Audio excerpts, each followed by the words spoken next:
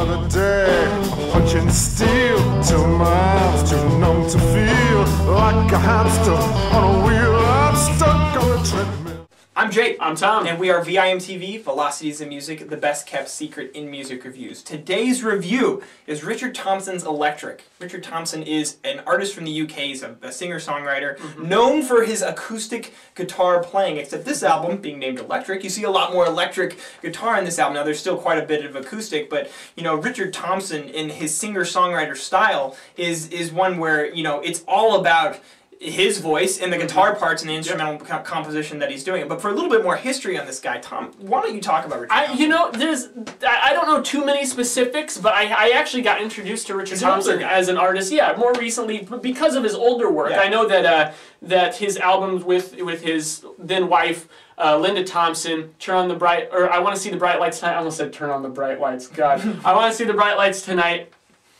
And the other one, I can't think of what the name of it was. You know, I was on Wikipedia today, and even he has so many albums. He has a lot of albums. There's a lot to remember there. Wikipedia doesn't even have, like, normally they say, oh, 16th studio album. No, they don't even say that for this guy. He has so many albums. So many. He's been around for a long time. But yeah, so for Electric, obviously going towards, as the album title kind of says, goes towards a little bit more of the rock sound. He's playing electric guitar a lot of the time. But yeah, I mean, that's the highlight, is just the guitar. This guy's a killer guitar player. Right. But also, he has a lot of really good melodies, and he writes them in such a way that they are very catchy, they're very memorable, but they're also fun, but they also make you think sometimes. You know, you got some more sentimental tracks like Snow Goose and My Enemy, and I think that they work within the flow of the album around those kind of more fun, more upbeat, just rockin' tracks. Right, and I really think that the instrumental palette was one thing that caught me off guard. I was expecting, when I looked up and researched this guy before we listened to it, I was expecting something much more straightforward singer-songwriter. It's a very dense mix. There's lots of different instruments that he's using here,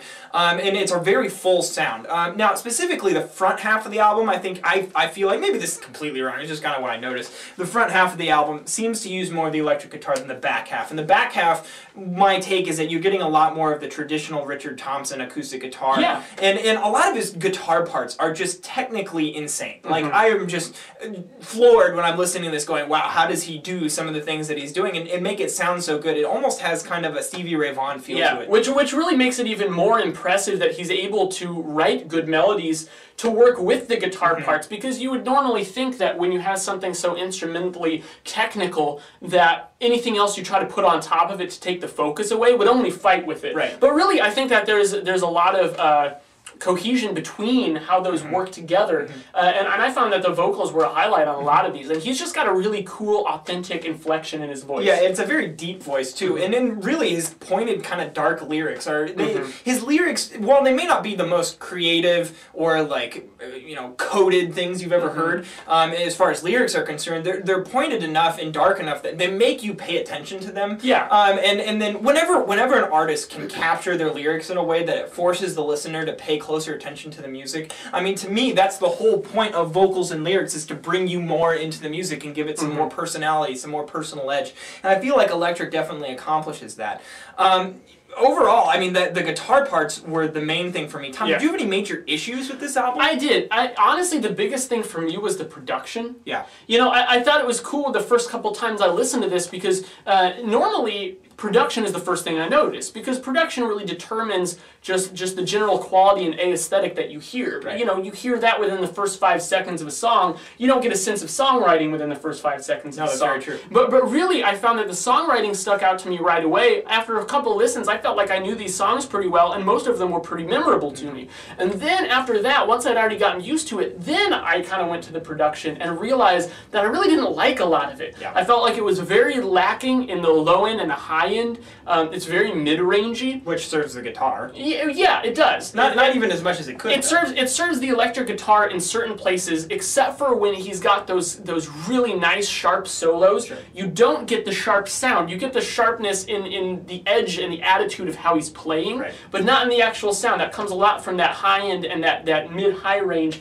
and I don't really get a lot of that in these mixes. Now also, the bass, you get that funky kind of mid-range Right. tonal definition of the bass, Right. but not much of the boom that comes Yeah. with it. Yeah, and it's definitely missing that low end. Yeah, and also the drums in general. I think the one song that really stuck out to me was Sally B, which is still a good song. It's a really well written song. Yeah, but, it's one of my track picks. But it just at some point listening to that song, it hit me. I was like, the compression It's on just the hi-hats and the cymbals sound really weird. The snare is weak, doesn't really have punch to it. Now I'm not saying every album should sound like that. This, I didn't want Timbaland to go and produce this Richard right. Thompson album. That would have been terrible. Well, anything Timbaland does is pretty terrible. For the most part, yeah. So, but as I've always said, production is not a one-size-fits-all thing, but I always have to ask myself, okay, if I had changed these couple things about the mix and about the production, would it have been a more enjoyable listen for me? And I have to say yes, if the drums had more pop to them, if the guitar had more high-end edge in it, if there wasn't just that like overwhelming mid-range, I feel like this would have packed a lot more of a punch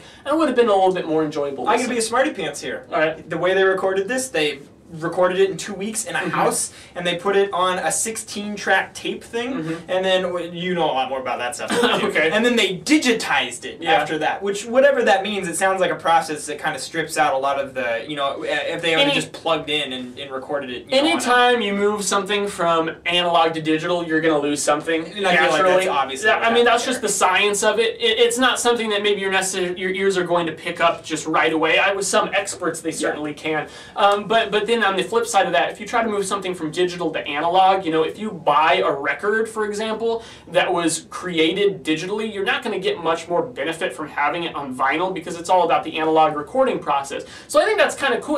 Richard Thompson, being that he goes so far back and he was doing a lot of that stuff back in the day, probably recording on 16-track analog tapes.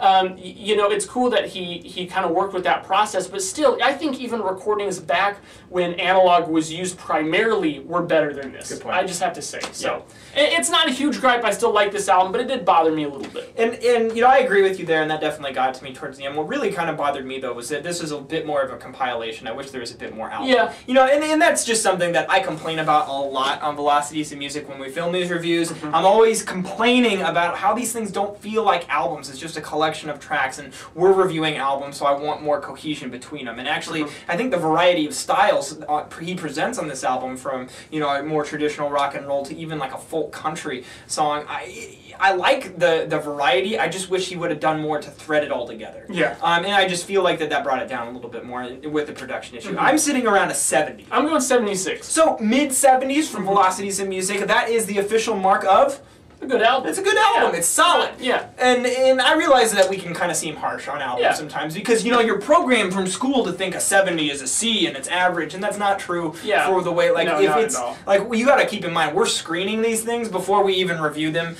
So we pretty much don't review stuff that's really bad, and if we do, it's, kind of more for entertainment. It's more for entertainment, or it catches us off guard. Yeah. And this album is just a good album. It's just in that mid-70s range, so definitely go check this out, especially if you haven't heard of Richard Thompson before. Check out some of his older work. Absolutely. I mean, the guy is just awesome. Yep. Anyways, would you please go out and leave us a comment at www.velocitiesandmusic.com or youtube.com/velocitiesandmusic. Guys, we need you to interact with us and let us know what albums from 2013 you've been listening to and want to see us review. So please leave us a comment on our Facebook or Twitter accounts, because that's where we do most of our talking with you guys. I'm Jake. I'm Tom. And we are VIMTV, moving music critique forward. In the dream, my feet can't no cry.